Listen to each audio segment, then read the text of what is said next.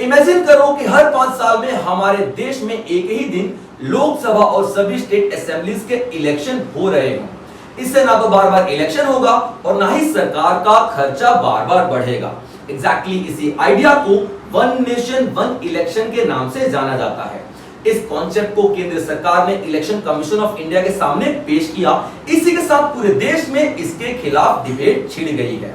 अधिकतर political parties का ये कहना है कि ये बिल हमारे संविधान के बेसिक स्ट्रक्चर को भंग करता है, वायलेट करता है।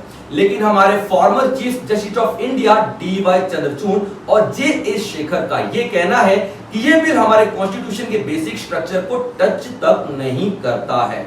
दरअसल संविधान के बेसिक स्ट्रक्चर का कॉन्सेप्ट 1973 में केशवानंद भारती केस में लाया गया था, जिसमें सुप्रीम कोर्ट ने कहा था कि पार्लियामेंट कॉन्स्टिट्यूशन में बदलाव तो कर सकता है, लेकिन बेसिक स्ट्रक्चर जैसे कि सेक्युलरिज्म, फेडरलिज्म, डेमोक्रेसी को छू भी नहीं सकता है। सुप्रीम कोर्ट का यह भी कहना है कि हर एक 6 महीने में लगभग हर एक स्टेट में इलेक्शन होता ही है। फॉर एग्जांपल 2022 से लेकर के 2024 के बीच में अब तक 9 स्टेट्स में इलेक्शन हो चुके हैं, जिसके कारण सभी नेता चाहे वो सीएम हो या पीएम हो इलेक्शन रैलियों में चले जाते हैं और डेवलपमेंट रुक जाती है, हमारे देश का प्रोग्रेस और सारी पॉलिसीज रुक जाती हैं।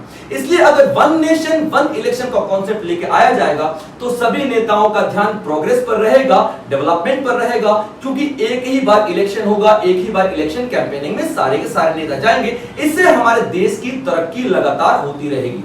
तो दोस्तों, आपका क्या कहना है? वन नेशन वन इलेक्शन का कॉन्सेप्ट लागू होना चाहिए या नहीं? कमेंट बॉक्स में जरूर बताएं। जय हिंद।